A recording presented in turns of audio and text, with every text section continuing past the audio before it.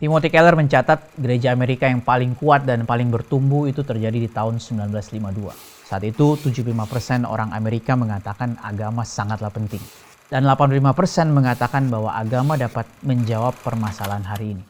Orang yang masuk gereja itu meningkat dari 55% menjadi 69%. Itu adalah persentase tertinggi sepanjang sejarah Amerika. Hampir semua denominasi gereja itu mengalami perkembangan. Kaum Injili konservatif itu ditandai oleh Billy Graham, gereja African American oleh Martin Luther King Jr., dan gereja Katolik oleh Archbishop Fulton Sheen. Tapi yang paling perkasa dari semua gereja itu adalah golongan Protestan mainline yang umumnya berteologi liberal.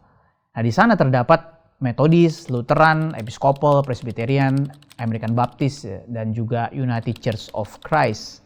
Bangunan gereja mereka itu ada di mana-mana, sangat historik bentuknya, dan ada di hampir setiap pusat kota. Sekolah-sekolah mereka, institusi mereka itu mempunyai endowment fund, ya, dana yang begitu besar. Tapi ironisnya, puncak pertumbuhan gereja saat itu segera diikuti oleh kemerosotan gereja yang paling parah. Dan yang lebih dulu jatuh itu adalah Protestan mainline. Nah, tahun 1960-an, ya, mereka itu punya 3,4 juta anggota gereja.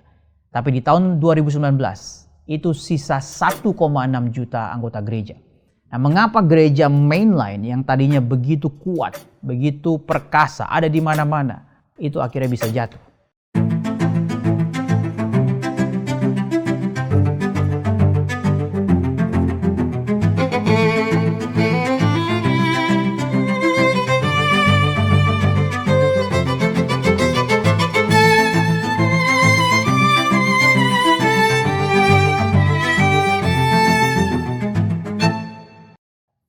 Nah, di sini dalam artikelnya, ini adalah artikel yang paling penting yang Timothy Keller tulis sebelum dia meninggal. Dia memberikan jawaban secara beberapa aspek, yaitu aspek sosiologis, teologis, dan juga kultural. Yang pertama itu adalah aspek sosiologis. Dia mengutip sosiolog Dean Kelly yang sebetulnya dia sendiri berasal dari gereja mainline liberal. Tapi Dean Kelly dalam bukunya berjudul Mengapa Gereja Konservatif Bertumbuh. Nah, dia mencatat bahwa gereja konservatif bisa bertumbuh karena berfokus kepada apa yang disebut sebagai the largest scale meanings. Artinya gereja konservatif itu berfokus kepada hal-hal seperti realitas Allah, kebangkitan Kristus, kuasa Roh Kudus, kebenaran firman. Dia katakan itu semua sanggup menolong mereka dalam menghadapi penderitaan dan kematian. Sedangkan gereja liberal mainline itu sudah banyak menolak akan hal-hal spiritual seperti itu. Kebangkitan Kristus ditolak. Hal-hal seperti miracles dan sebagainya ditolak. Lalu mereka justru menjadi gereja yang memeluk pemikiran sekuler. Seperti individualisme dan juga relativisme. Nah, Kelly menyebut ini sebagai sesuatu, istilah dia adalah bukti akan kelemahan sosial. Dan dia juga mencatat bahwa gereja liberal mainline itu telah meninggalkan etika Kristen yang tradisional, misalnya tentang uang, lalu pandangan tentang seks dan sebagainya. Itu sudah banyak ditinggalkan. Sehingga kalau kita lihat dari kacamata sosiolog, ya, Dean Kelly, dia seorang sosiolog Kristen yang berasal dari mainline church. Dia itu memberikan usulan bagaimana caranya memiliki gereja yang kuat. Pertama, dia katakan, jangan campurkan iman dengan kepercayaan lain. Yang kedua, tuntut tanggung jawab yang tinggi dari jemaat.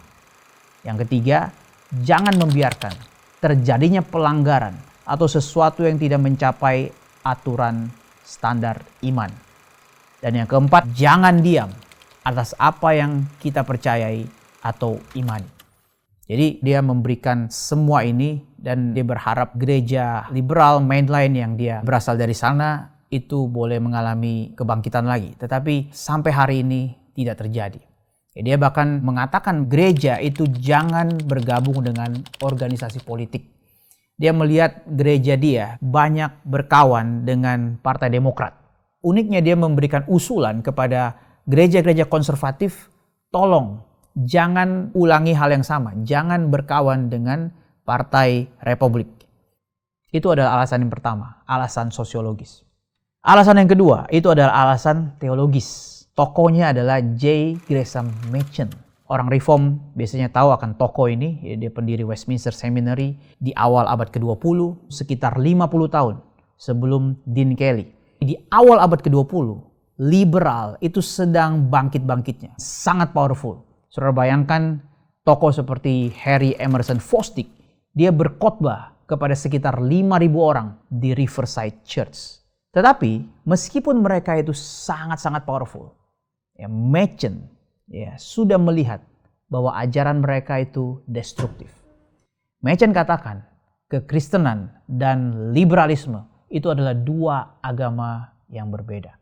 Liberalisme itu memakai terminologi Kristen, tapi pada dasarnya mereka itu adalah filsafat naturalisme. Mereka menolak inkarnasi Kristus, penebusan di salib, kebangkitan Kristus. Jadi kritikan sebelumnya yang dilayangkan oleh Dean Kelly secara sosiologis mengenai hilangnya the largest scale meanings dalam gereja liberal itu sebetulnya sangat cocok atau sangat sejalan dengan pemikiran teologi Machen. Dengan demikian, maka gereja liberal saat itu hanya akhirnya menjadi seperti social service agency. Jadi tukang lobi politik dan fungsi-fungsi lain di mana sebetulnya organisasi sekuler jauh lebih baik melakukannya dari mereka. Yang ketiga itu adalah secara kultural melalui sejarawan bernama George Marsden. Menurut George Marsden, gereja mainline itu sudah lama berkawan dengan moral sekuler yang pada dasarnya memang tidak stabil. Ketika negara Amerika makin powerful di abad ke-20, spirit yang mengikutinya adalah kebebasan individu untuk menjadi authentic, self-fulfilling, self-determining, dan itu adalah pemikiran yang sangat berbahaya sampai sekarang. Misalnya, secara historis, kita percaya bahwa human fulfillment itu tidak pernah terletak pada kebahagiaan satu orang, tetapi terletak kepada kebahagiaan secara komunal, misalnya dalam keluarga, dalam komunitas. Sedangkan self-fulfillment yang menjadi marak di Amerika, bahkan sampai hari ini, itu hanya memikirkan bagaimana bahagia pribadi.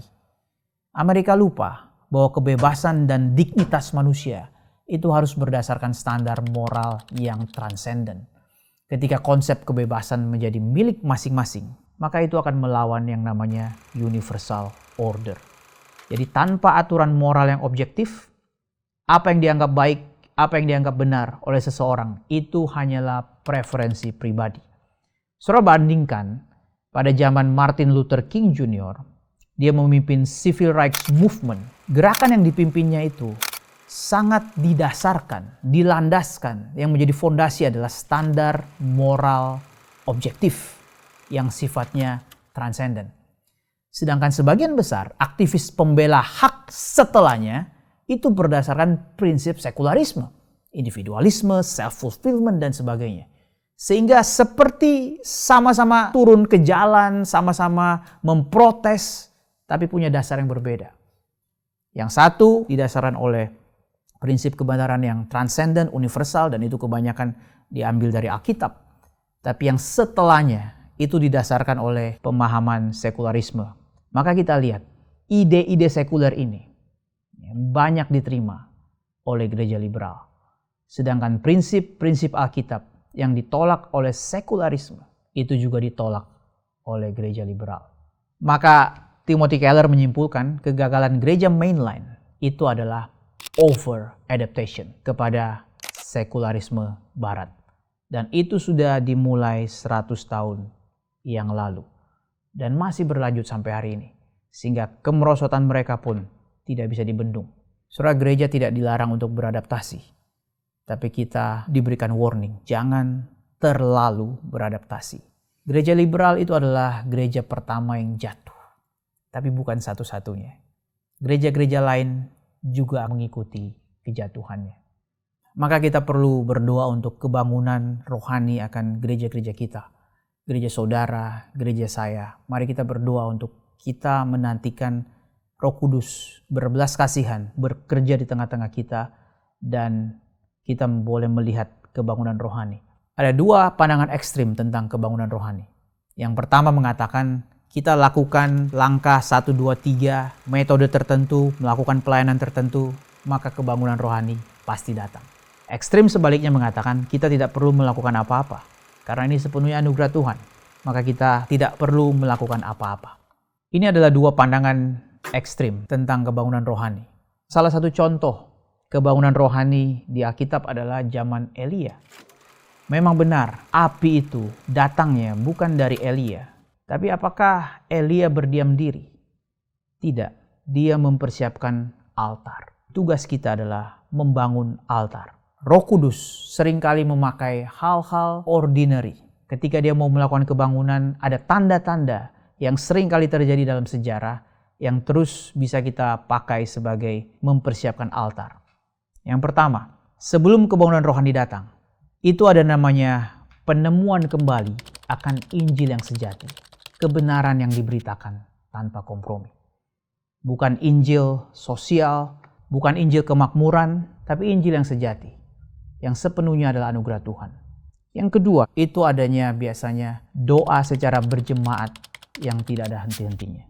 Persekutuan doa menjadi salah satu bentuk kita mempersiapkan altar bagi kebangunan rohani akan datang.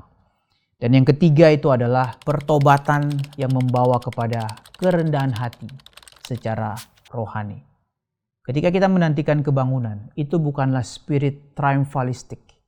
Bukanlah spirit terlalu confident akan terjadinya kebangunan. Tidak, tetapi adanya pertobatan dan dengan rendah hati menantikan anugerah Tuhan. Dan yang keempat adalah kreativitas. Kita jangan menantikan kebangunan rohani berharap seperti yang dulu. Oh, dulu Tuhan pernah bekerja dengan cara begini, lalu kita ulangi metode yang sama. Tidak. Allah menuntut kreativitas kita.